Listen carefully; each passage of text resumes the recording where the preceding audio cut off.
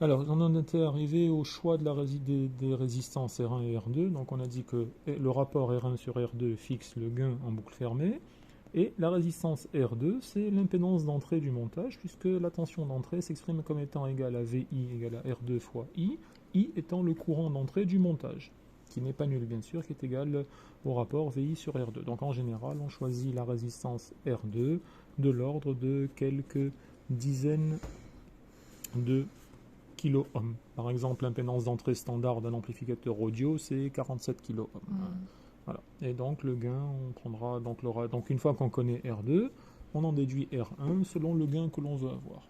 Pour un gain de 10, on prendra R1 égale à 10 fois R2 par exemple. Alors deuxième montage maintenant.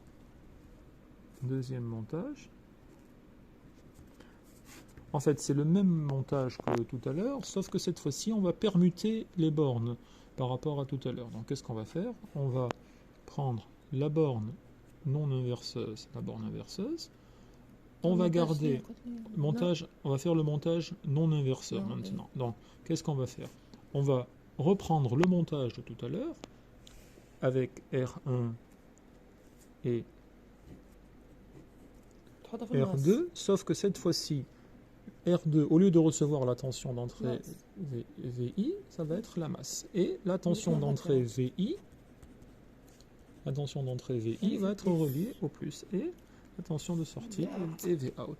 Et donc ici, qu'est-ce qu'on va faire? On va avoir la même chose. Donc alors, on peut procéder des deux manières. Donc soit la loi d'Emaille, soit le théorème de Millman. Donc théorème de Millman qui est plus I plus égale à I moins égale à 0. Voilà. Donc bien sûr, c'est applicable si I plus est égal à 0 et bien sûr I moins égale à 0. Si ce n'était pas applicable, il faudrait tenir compte de l'impédance d'entrée dans le théorème de Millman. Comme l'impédance d'entrée est infinie, le terme contenant cette impédance-là en inversée devient égal à 0.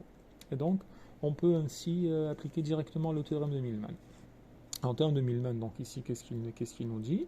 Il nous dit qu'on a ici V- qui est égal à, cette fois-ci, c'est 0 sur R2, 0 sur R2, plus V out sur R1 sur la somme 1 sur R2 plus 1 sur R1. Ce terme, donc 0 sur R2, donc c'est 0. Et comme on a V+, cette fois-ci, qui est égal à VI, V+, qui est égal à VI, et donc, en faisant l'égalité des deux tensions, qu'est-ce qu'on obtient? Donc, on écrit que V, alors on va réécrire les tensions. Donc on a V out sur R1 sur 1 sur R1 plus 1 sur R2 qui est égal à VI.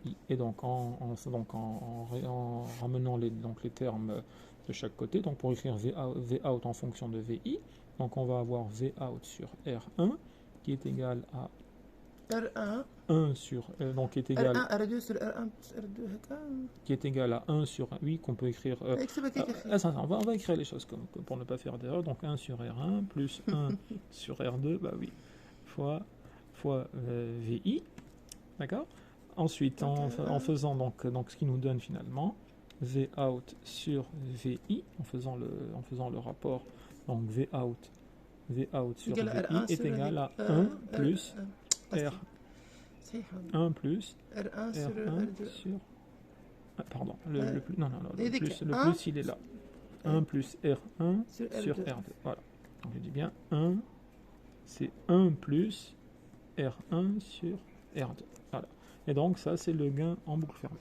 Alors, cette fois-ci, exactement. Alors on s'aperçoit ici que le gain GV est supérieur à 1 et il est positif. D'où le nom de amplificateur non inverseur. Voilà.